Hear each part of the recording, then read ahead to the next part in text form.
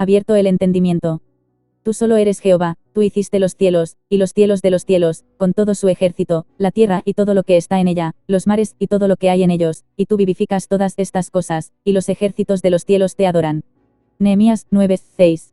Recopilando en lo que llevamos de reflexión y lectura en Nehemías, nos encontramos ante un remanente retornado de la deportación a Babilonia, el cual, habiéndose cumplido el tiempo que Dios estableció en que estuvieran exiliados, les permitió volver para restaurar el templo y la ciudad. El retorno de los judíos se dio en 3 turnos, de los cuales Nehemías encabezaba a los últimos regresados.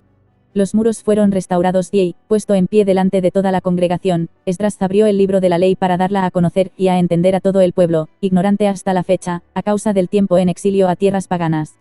La palabra de Dios tomó acción en los oyentes, quienes alabaron a Dios y fueron llevados a convicción de pecado. Después de sus confesiones, y en la perseverancia del sentir acontecido con las primeras lecturas de la ley, mantenían sus reuniones de lectura y oración. Encontramos que en cierto momento, a los 24 días, se levantaron los levitas en un llamado a rememorar todas las maravillas de Dios, Creador, sustentador, misericordioso, justo y poderoso. Tras el llamado a la alabanza, los levitas se explayaron en la presentación de todas las obras que Dios hizo para con el pueblo, incluso antes de su existencia, desde la creación. Es de esperar que al ser levitas, ellos debían conocer e interpretar correctamente el carácter y la voluntad de Dios para con el hombre.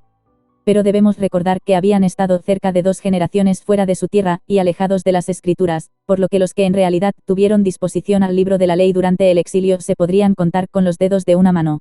Aún así, la capacidad cognitiva de los de Leví resalta a lo largo del capítulo 9 de Nehemías, donde se refleja cómo les fue abierto el entendimiento, en resultado de la perseverancia en lectura y oración. Siglos después el Verbo se hizo carne, el Hijo de Dios, y habitó entre los hombres, se entregó a sí mismo por pago para nuestra redención y, resucitado al tercer día, nos abrió el acceso a la vida eterna.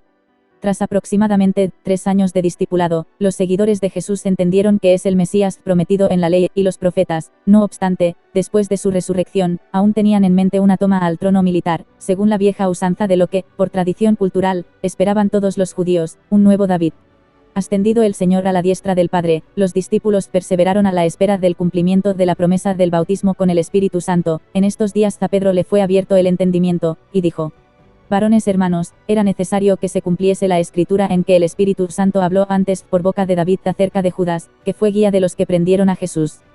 Porque está escrito en el libro de los Salmos: sea hecha desierta su habitación, y no haya quien more en ella, y tome otro su oficio. Hechos 1:16 y 20.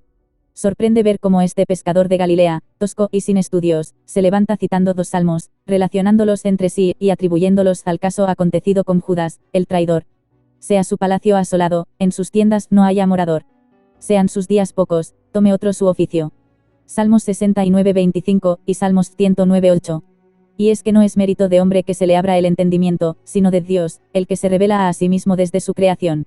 Los fariseos y los escribas disponían de todas las escrituras y las interpretaban para representar a los judíos, pero su corazón estaba lejos de Dios. Pero su erudición no les sirvió para reconocer a Dios aún teniéndolo delante de sus narices, sino más bien les fue tropiezo, porque los fariseos buscaban su propia gloria. Pero ahí estaban los confinados en el aposento alto, perseverando en oración y ruego, aquellos que no tenían de qué gloriarse sino en la pobreza y en ser vistos como lo más bajo de la sociedad. A aquellos que dependían de Dios, es a aquellos a quien Dios les abrió el entendimiento. Y a este entendimiento somos llamados cada uno en el cuerpo de Cristo, a fin de que, enriquecidos por la palabra y en la acción del Espíritu Santo, lleguemos al conocimiento de Dios y de su perfecta voluntad, para con su Iglesia, y para con toda la humanidad, y podamos así llevarla a cabo. Va a ser bueno perseverar en oración, y en la palabra de Dios, para que crezcamos y demos fruto.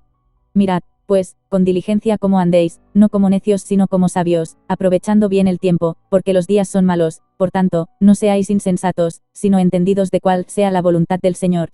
Efesios 5 del 15 al 17.